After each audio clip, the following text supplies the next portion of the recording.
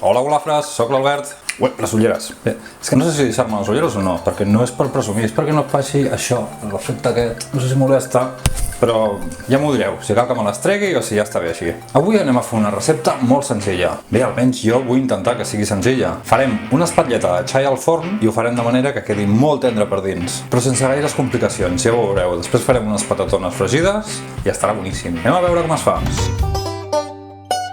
I per fer aquesta espatlla de xai necessitarem l'espatlla de xai, evidentment, o si són més petitones en podeu posar dues, una miqueta de llard de porc, un got de vi blanc, un got d'aigua, 3 patates que farem fregidetes després, una ceba, una cabeça d'alls, una miqueta de farigola i un parell de fulles de llorer. Bé, i sal i pebre i això com sempre.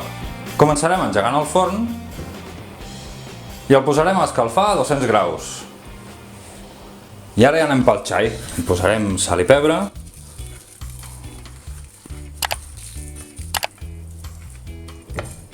Pels raconets també, que no ens quedi res soso. Li fregarem uns alls tallats per la meitat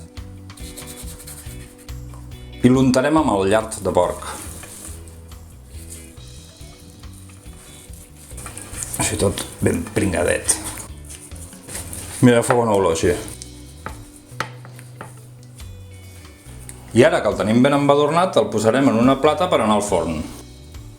I tirarem un bon raig d'oli d'oliva, el got de vi blanc, el got d'aigua i el portarem al forn.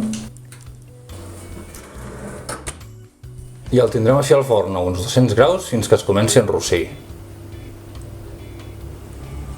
Mira, ara han passat uns 3/4 d'hora i el tenim així. S'ha enrossit una miqueta per sobre i el que hem aconseguit tenint-lo ara a principi a 200 graus és que es faci com una mena de crosta per sobre i es conservaran els sucs per dins. Potser se m'ha rostit una miqueta massa, però és que he aprofitat una estona per anar a buscar un panot d'aquests de Barcelona a una noia que els ven per Wallapop, que el faré servir d'estalvis per la taula. Quedarà xulíssim. Ara baixarem la temperatura a uns 170 graus i ho deixarem una hora i mitja més o menys, així a una temperatura més suau, perquè es vagi fent a poc i així quedi molt tendre. Podem anar girant el xai perquè es vagi rostint per tots els costats. Mira quina pinta que fa ja. Voilà. Si veieu, com és el cas, que hi falta una miqueta d'aigua, n'hi podeu afegir.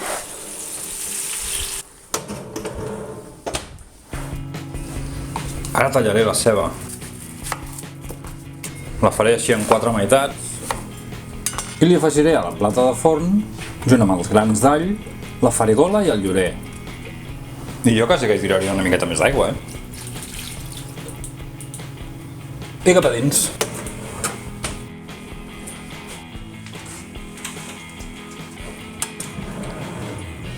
De tant en tant i anirem tirant una miqueta de suc pel damunt.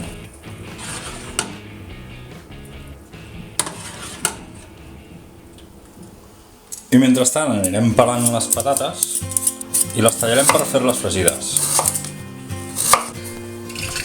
I les posem a fregir amb força oli i uns grans d'alls sense pelar perquè li donin gustet. I ho tindrem uns 20 minutets. I quan ja tinguem les patates fetes ja ho tindrem tot fet. Al final ha quedat boníssim, cruixentet per fora i la carn ha quedat per dins supertendra. Ja ho veureu, ho heu de provar. Si et vols subscriure al canal, només has de clicar a la casella on hi diu subscriu-me i activar la campaneta de notificacions perquè t'avisi quan pengi un vídeo.